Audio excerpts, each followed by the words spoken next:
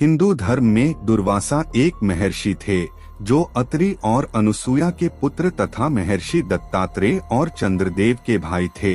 ऋषि दुर्वासा भगवान शिव के अवतार थे। ऋषि दुर्वासा अपने क्रोध के कारण प्रसिद्ध थे। उन्होंने अपने श्राप से कई लोगों की जिंदगी तबाह कर दी थी, इसलिए वे जहाँ कहीं जाते थे लोग देवता की तरह उनका आदर करते थे।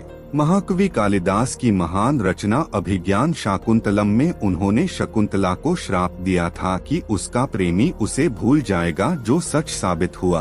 दरअसल दुर्वासा का अर्थ है जिसके साथ न रहा जा सके।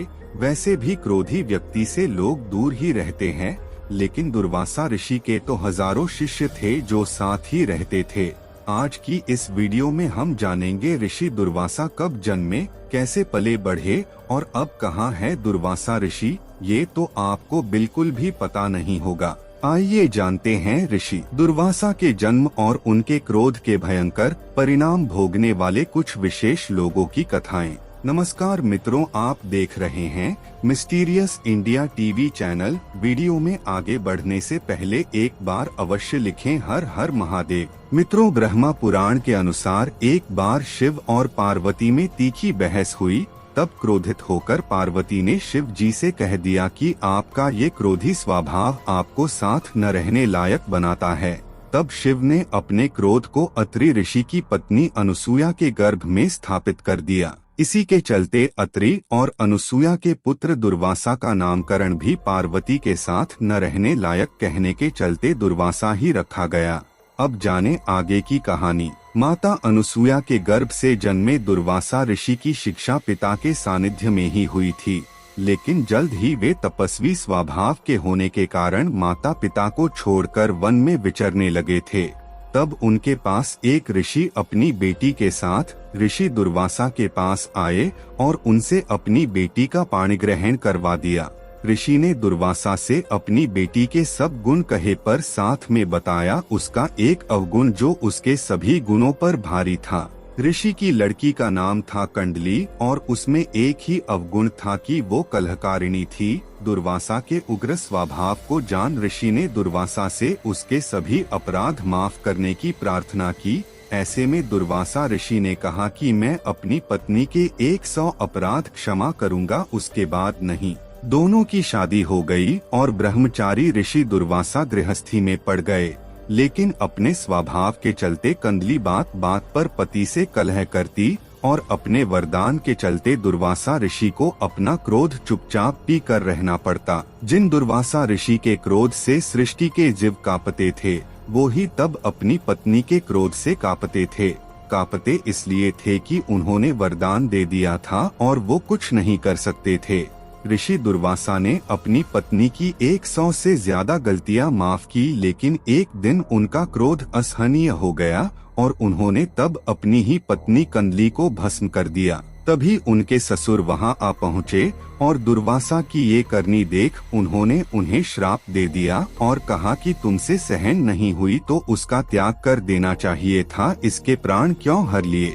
उस घटना के दिन से ही कंडली की राख कंडली जाति बन गई और आज भी वो जाति मौजूद है। इसके अलावा श्री कृष्ण की वो बहन यशोदा की बेटी जिसे कंस ने मारना चाहा था, बाद में वासुदेव देवकी ने उसे पाला और ऋषि दुर्वासा से ही उनका तब विवाह हुआ था। उसका नाम था एकविंशा। मित्रों, महाभारत के समय कर्ण से प्रेरित दुर्योधन ने योजनाबद्ध तरीके से दुर्वासा ऋषि और उनके हजारों शिष्यों को वनवासी पांडवों के पास तब भेजा जब वो भोजन कर चुके थे। हालांकि पांडवों के पास अक्षय पात्र था, लेकिन रोज केवल तब तक जब तक कि द्रौपदी इस बर्तन को खाली न कर दे, और उस दिन द्रौपदी तब खाना खा चुकी थी और अक्षय पात्र खाली हो चुका था। ऐसे में दुर्वासा ऋषि वहां भोजन करने पहुंच गए और द्रौपदी को भोजन के लिए कहकर वे स्नान के लिए नदी किनारे गए तो द्रौपदी ने श्री कृष्ण को याद किया। श्री कृष्ण उस समय भोजन की थाली पर बैठे थे। वे थाली छोड़कर अपनी परम भक्त की मदद को पहुंच गए। श्री कृष्ण ने तब अक्षय पात्र में बचे तिनके को खाकर अपनी और समस्त संसार की भूख शांत कर दी, जिसमें दुर्वासा जी भी शामिल थे। लेकिन दुर्वासा ऋषि जान गए थे कि ये करनी श्री कृष्ण की है। तब दुर्वासा जी ने श्री कृष्ण से कहा कि शास्त्रों का लेख है कि परोसी हुई थाली नहीं छोड़नी चाहिए और किसी का झूठा नहीं खाना चाहिए, लेकिन आपने ये दोनों ही कर्म किए हैं, इसलिए आपको मेरा श्राप है कि भोजन के लिए लड़ते हुए ही आपके वंश का नाश हो जाएगा। और ऐसा ही हुआ था। लेकिन श्री कृष्ण सशरीर ही गोलोक गए थे। हालांकि कई जगह उनके देह त्याग की भी बात लिखी गई है, इसलिए परोसी हुई थाली न छोड़े और किसी का जूठा भी न खाए। श्रीमद् भागवत में अम्बरीश के साथ दुर्वासा के झगड़े की कहानी बहुत ही प्रसिद्ध है।